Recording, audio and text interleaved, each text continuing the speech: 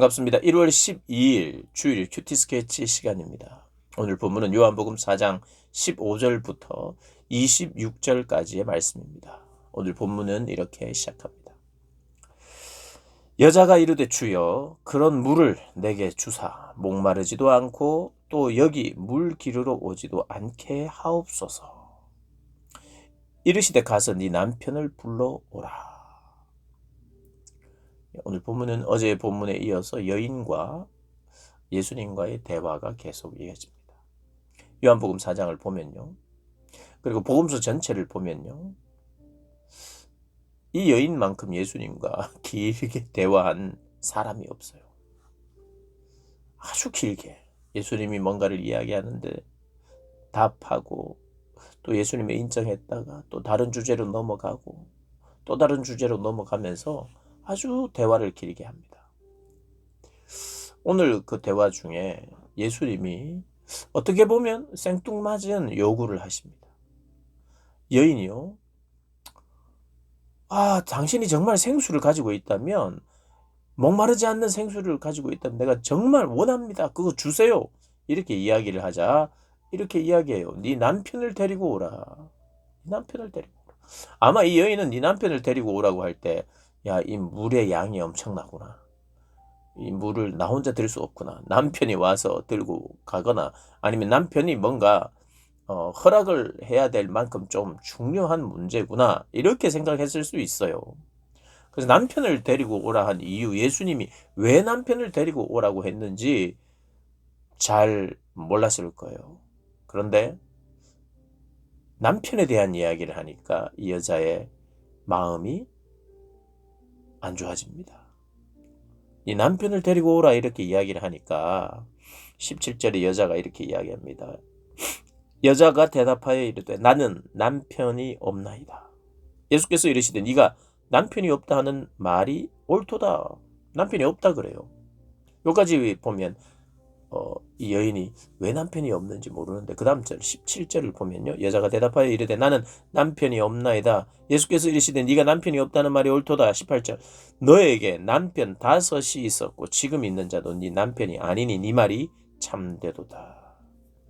남편이 5이 있었고 지금 있는 자는 또 남편이 아니래요. 우리가 이 본문을 보면요. 우리가 보통 아주 예전에는 이 여자는 참 음란한 여자다. 창녀다. 이렇게 이제 해석을 했습니다. 그런데 물론 이제 모두가 그렇게 해석했다는 뜻은 아니고 그렇게 추측했어요. 아니 왜냐하면 이 여자가 남편을 6이나 이건 그 사회 때 남자가 여러 아내를 두긴 했지만 이런 경우는 거의 없으니까요. 그래서 좀 오해할 수 있었죠. 그래서 물 기르러 오는 시간도 대낮에 이렇게 오는 걸 보면 보통 선선할 때 오는데 사람들의 눈을 피하고 사람들이 없을 때 오는 걸 보면 뭔가 사회적으로 지탄을 받는 그런 사람이 아닐까 우리가 생각을 했어요. 그런데 본문은 사실 어떤 면에서 남편이라고 이야기하니까 결혼 생활을 했던 사람이에요. 결혼 생활. 그래서 실제로 남편이 있었어요. 그래서 사별을 했거나 이혼을 했거나 하는 그런 경험이 5번이나 있었다는 거예요. 예전에 남편이 5이 있었다. 근데 결혼 생활이 파탄에 이르고 그 가정의 불완전함 이런 여러 가지가 복합적일 수 있습니다. 성경 다 말하지 않아요. 그래서 우리가 알 수 있는 것은 이 여자가 남자에 대한 의존이 깊었을 수도 있고 성적으로 또 그런 문란했을 수도 있고 그리고 이혼을 당했을 수도 있고 그런 여러 가지 중에 확실히 아는 것은 너무 이 여자의 가정사가 복잡하다는 거예요. 그래서 그가 잘못한 것이 있을 수도 있고 그가 당한 것이 있을 수 이혼을 당했느냐 아니면 자기가 막 이혼을 했느냐. 그러니까 여성의 경우도 합법적으로 이혼할 수 있는 그런 이제 길들이 있으니까요. 그래서 나 여자에게 문제인가 남자에게 일방적으로 당하고 이렇게 이리저리 치였는가 그러면 상처가 많은 거고 자기가 늘 바람을 피고 자기가 남자들을 이렇게 갈아치우듯이 이렇게 했다면 이 여자가 문제고 근데 그런 것이 섞여 있을 수도 있고 뭐라고 하나 단정 지을 수 없다 이 말입니다. 제 말은. 그리고 성경이 말해주고 싶어 하는 것은 단정 짓지 말고 이 여자에게 남편이 5이 있었다? 문제라는 거예요. 문제가 자기에게 있을 수 있고 또 문제를 당했을 수도 있고 어쨌든 죄도 있고 과거를 소환해서 이 여인에게 여인의 죄와 복잡함과 한계를 드러내게 하시는 게 이 장면이에요. 어떻게 보면 팩트 폭격이라고 하죠. 팩트를 폭격해요. 예수님이. 그리고 그대로 이야기해버립니다. 여러분 이것은 내 과거사는요 드러내지 않기를 원해요. 또 안다고 해도 너 옛날에 이랬잖아 하면서 그의 흠을 그의 상처를 아니면 그의 못된 짓을 그의 죄를 드러내는 것은 예의가 아니에요. 예의가 아닙니다. 절대로 예의가 아니에요. 그런데 예수님께서 이 일을 하십니다. 왜 그럴까요? 정말 하기 싫고 사람 앞에서 할 필요도 없는 이거 예수님은 기억나게 하시고 소환하게 하시고 그걸 직면하게 하십니다. 그게 어떻게 보면 생수를 마시는 법이에요. 생수는 그냥 내 속이 내 삶이 정리 안 된 채 마시는 게 아니라 어떻게 보면 그걸 마시면 그게 정리되는 거예요.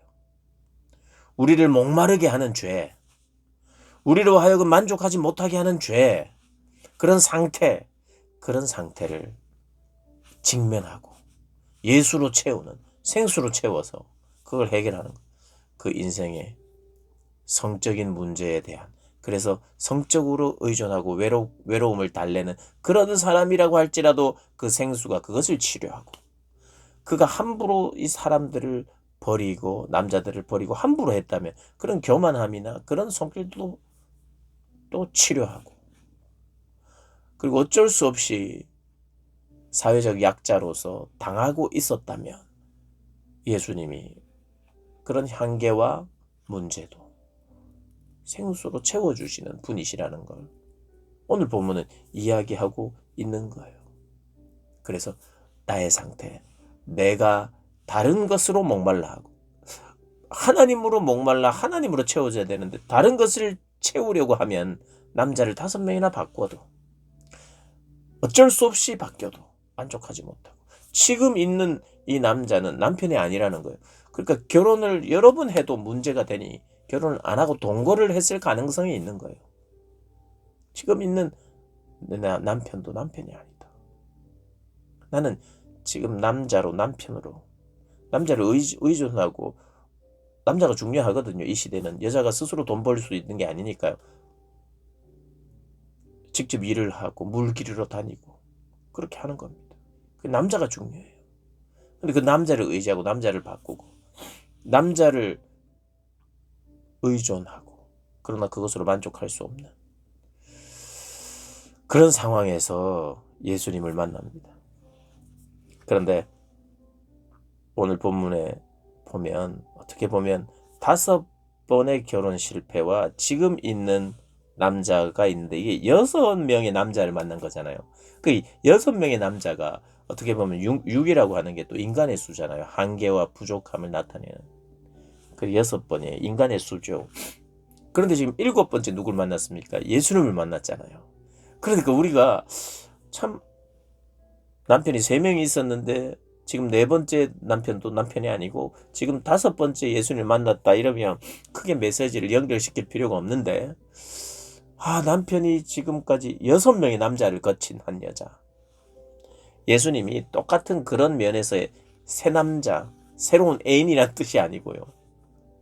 남자, 여자를 채워줄 수 있는 남자, 진짜 채워줄 수 있는 남자, 그 남자가 7번째 남자인 예수님이라는 것을 우리가 좀 생각할 수 있죠. 남편을 의지하고 남편으로 살았던 그러나 문제가 많았던 옛날 남자들. 근데 이제 새로운 남자가 등장하는데 그 남자와 동거해야 돼요. 그 남자와 동행해야 되는데 그 남자가 누구냐? 예수 그리스도라는 거예요. 오늘 그걸 간접적으로 이야기하고 있습니다. 오늘 본문에서. 그러자 이 여인이 다른 주제로 넘어갑니다. 나를 이렇게 다 깨뚫고 아는 걸 보니까 당신은 선지자군요. 하면서 예배에 대해서 평소 궁금했던 걸 물어요. 유대인들은 예루살렘에서, 그러나 우리는 이 산에서 예배했는데 어떤 게 맞습니까? 우리도 구원받지 않을까요? 우리의 예배도 듣지 않았을까요? 하고 나는 거기에 참 관심이 많아요. 진짜 예배를 드리고 싶어요. 이거거든요. 어디서 예배를 드려야 되느냐. 정말 예루살렘에서 드려야 되면 갈 용의도 있는 것처럼 이제 이야기하는 거예요. 어디가 맞느냐? 나는 참된 예배를 드리고 싶다. 근데 예배를 드리는 것조차도 예배를 드려도 만족하지 못한 거예요. 장소에 대한 확신이 없고. 그나마 그들이 이 산에서 드리는 게 이게 맞는지도 한번 물어보고 싶고. 또 한편으로는 우리가 맞다 이렇게 생각하면서 했을지도 몰라요. 그러니까 확인을 하는 거예요. 그런데 예수님께서 이러십니다. 장소 중요하지 않다. 유대인 성전에서 드렸다. 근데 성전도 중요하지 않다. 예수님이 이미 앞에서 성전 정화를 했습니다. 내가 성전이라 그랬어요. 그러니까 그 말씀을 여기서 또 하시는 겁니다. 어떤 식으로, 그 말을 어떤 식으로 하냐면 예배할 때가 이를 것이다. 때가 이를 것이다. 22절에 너희는 알지 못하는 것을 예배하고 우리는 아는 것을 예배하노니 이는 구원이 유대인에게서 납니다. 아버지께 참되게 예배하는 자들은 영과 진리로 예배할 때가 오나니 곧 이때라. 아버지께서는 자기에게 이렇게 예배하는 자들을 찾으신 성령으로 예배하는 자들. 어떻게 성령으로 예배할 수 있느냐? 예수 그리스도의 사역 때문이거든요. 결국에는 장소가 아니야. 성전이 아니야.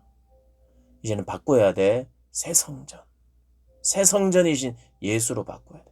그러니까 오늘 본문에서 너희의 인생에, 우리를 향하여 너희의 인생이 가장 중요하다고 생각하는 물, 너희의 인생에 중요하다고 하는 하나님과의 만남의 장소, 참된 만남, 너무 중요한 건데 인생에 있어서 그걸 따로 볼 수도 있지만 하나로 볼 수도 있어요. 생수, 생명, 예배 역시 생명이죠. 그 예배를 어디서 드리느냐가 문제였는지 모르겠는데 옛날엔 장소에 매였다면, 장소가 중요하다고 말했다면 이제 내가 바꾸어 주려고 왔다고.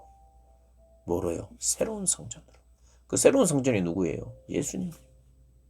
생수가 누구예요? 예수님이에요. 그게 예수님으로 다 대체가 되고 예수님으로 완벽하게 만족하고 해결이 되는 것. 이게 복음입니다. 그러니까 모든 것을 예수로 바꾸면 된다는 게 복음이에요. 그리고 안 바꾸면 안 됩니다. 내 삶의 모든 것을 예수로 바꾸는 게 복음이에요. 그리고 예수로 바꿀 수 있어요. 오늘 이 여인에게 그 이야기합니다.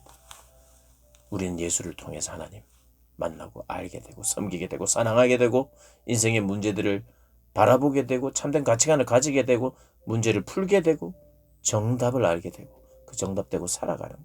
그것이 바로 다 복음이요. 예수로 바꾸는 것. 그것이 우리에게 복음입니다. 그 복음을 누리는 저와 여러분 되시길 주님의 이름으로 축복합니다.